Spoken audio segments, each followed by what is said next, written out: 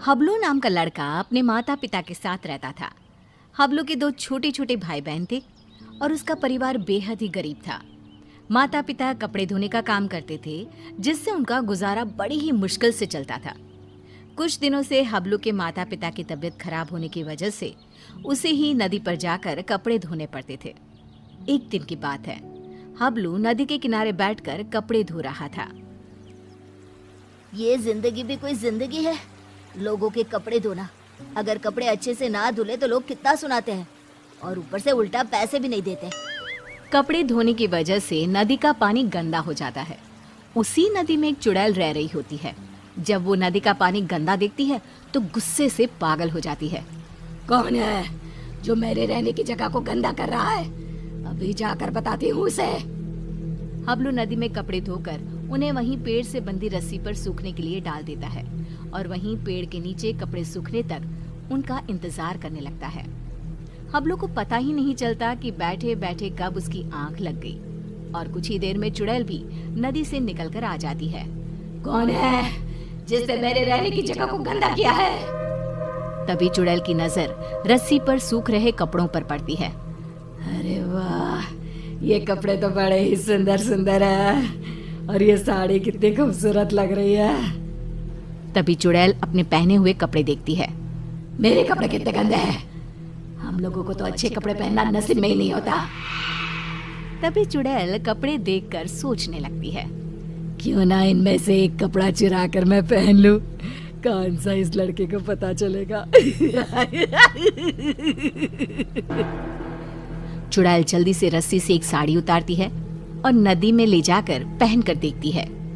ये साड़ी मुझ पर कितनी खूबसूरत लग रही है, इसमें तो मैं एकदम हूर की परी लग रही हूँ। फिर कुछ देर बाद हबलू की आंख खुलती है। उसे पता नहीं चलता कि कब शाम हो गई। अरे शाम हो गई, समय का पता ही नहीं चला। अब जल्दी से कपड़े उतार कर घर चलता हूँ, नहीं तो रात हो जाएगी। हबलू रस्सी से कपड़े उतार कर घर चला जाता है और घर जाकर कपड़ों की गिनती करके उन्हें एक गठरी में बांधने लगता है। 1 2 3 और ये 5 और ये 9, ये कैसे हो सकता है? मैंने तो 10 जोड़े कपड़े धोए थे, इनमें तो एक कम है। दोबारा गिनता हूँ, कहीं मुझसे कपड़े गिनने में भूल ना हो गई हो। हबलू एक एक करके दोबारा कपड़े गिनने लगता है, पर इस बार भी कपड़े 10 जोड़े की जगह 9 जोड़े थे। कपड़े कम होने की वजह से वो परेशान था। ये सब सोचते सोचते उसे कब नींद आ जाती है पता ही नहीं चलता। अगली सुबह हबलू फिर से कपड़े लेकर नदी पर धोने के लिए चला जाता है और जैसे ही वो कपड़े धोने लगता है, नदी का पानी कपड़े धोने की वजह से फिर से गंदा होता है। ये देखकर नदी में रह रही चुड़ैल आग बबूला हो जाती है। ये लोग मुझे चैन से रहने भी नहीं देते। आज फिर ये लड़का कपड़े धोकर मेरी रहने की जगह गंदा कर रहा है।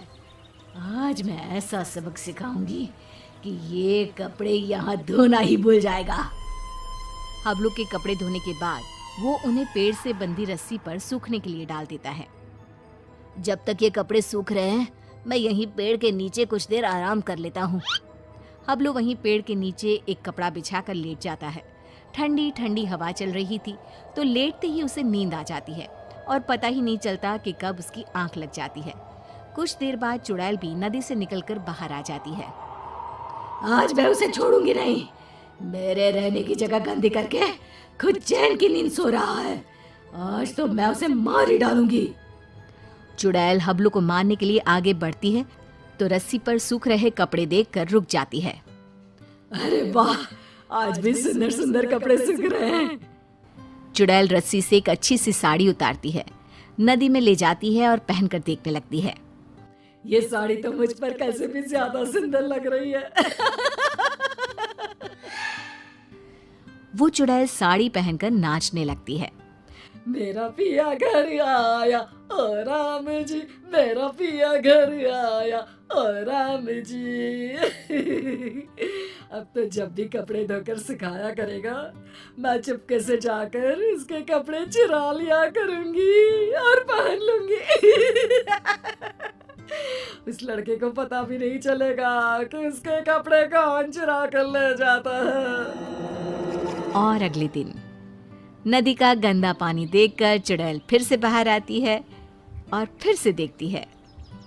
ये लड़का आज भी कपड़े सुखाकर सो रहा है। इस तरह से चुड़ैल हर रोज चुपके से जाती, एक अच्छा सा कपड़ा उठाती, नदी में ले जाती, पहनकर देखती और खुश होती। जब हबलू सोकर उठता तो वो एक जोड़ी कपड़े गायब पाता।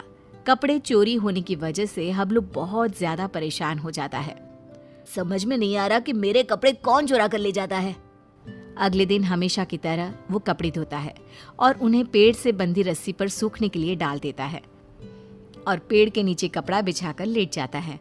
सोचने लगता है कि आखिर कौन है जो मेरे कपड़े चुरा रहा है और मुझे पता भी नहीं चलता। ये सब सोचते हुए हबलू को नींद आ जाती है। गंदा पानी देखकर चुड़ैल बाहर आती है और ध्यान से सभी कपड़ों को देखने लगती है। तभी उसे एक लाल रंग का सुंदर सा लहंगा पसंद आता है और वो उसे अपने ऊपर लगाकर देखने लगती है। ये लहंगा तो बहुत ही सुंदर है। इसे पहनकर तो मैं रानी लगूंगी, रानी।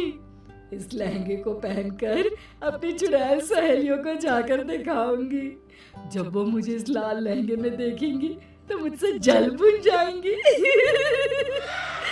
इससे पहले कि ये लड़का सोकर उठे, मुझे ये लहंगा चुराकर नदी में ले जाना चाहिए। फिर वो चुड़ैल वो लाल लहंगा उतारती है और तभी हबलू की आंख खुल जाती है। वो चुड़ैल को देखकर डर जाता है और फिर से वापस अपनी आंखें बंद कर लेता है। बाप रे, ये तो चुड़ैल है। अच्छा, तो यही हर रोज मेरे कपड़े चुरा कर ले जाती है और मुझे पता भी नहीं चलता। फिर वो जैसे ही लहंगा नदी में ले जाने लगती है, अरे ये लहंगा लेकर कहाँ जा रही है? ये लहंगा तो जमींदार की पत्नी का है। अगर मैंने उसे लहंगा नहीं लौटाया तो वो मुझे जमीन में जिंदा ही गड़वा देगा। नहीं, वो लहंगा मुझे चुड़ैल से वापस लेना ही होगा। पर कैसे, समझ में नहीं आ रहा। वो लहंगा मैं चुड़ैल से लूं तो कैसे लूं? हबलू बाकी के कपड़े उठाकर घर ले जाता है और रात को लेटा हुआ चुड़ैल से पीछा छुड़ाने की सोचता रहता है। तभी उसके दिमाग में एक तरकीब आती है। हाँ, ये ठीक रहेगा। इससे चुड़ैल कपड़े भी नहीं चुराएगी और हमेशा के लिए वहां से चली भी जाएगी। फिर जैसे ही सुबह होती है, हबलू हमेशा की तरह कपड़े धोकर रस्सी पर सूखने के लिए डाल देता है और पेड़ के नीचे जाकर सोने का नाटक करने लगता है। लगता है आज फिर इस लड़के ने कपड़े धोए हैं। चुड़ैल नदी से निकलकर बाहर आती है तो देखती है कि रस्सी पर केवल आज दुपट्टे ही दुपट्टे सूख रहे हैं। ये क्या, आज सिर्फ दुपट्टा? कोई बात नहीं, आज मैं इसे ही ओढ़ लेती हूँ। जैसे ही चुड़ैल रस्सी से दुपट्टा उतार कर उड़ती है, उसके पूरे शरीर पर खुजली होने लगती है। मर गई रे, ये मुझे खुजली क्यों हो रही है? अरे कोई तो कुछ तो करो। हबलू आंखें बंद करके सब कुछ देख रहा होता है। अब आएगा मजा।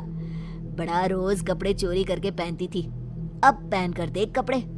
आज इस चुड़ैल को पता चलेगा कपड़े चोरी करके पहनने का नतीजा।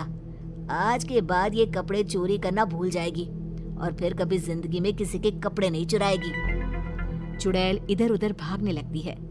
खुजली, खुजली, अरे बचाओ, मेरे शरीर पर खुजली हो रही है। अरे मर गई मैं। अरे कोई तो मुझे बचाओ, मुझे नहीं पहनना ये दुपट्टा। अरे इससे तो मेरे शरीर में खुजली होने लगी है। अरे मुझे नहीं चाहिए इस लड़के के कपड़े। और चुड़ैल नदी में जाती है और सारे कपड़े लाकर वहीं डालकर भाग जाती है। और फिर वो हबलू तो क्या, किसी और को भी कभी परेशान नहीं करती।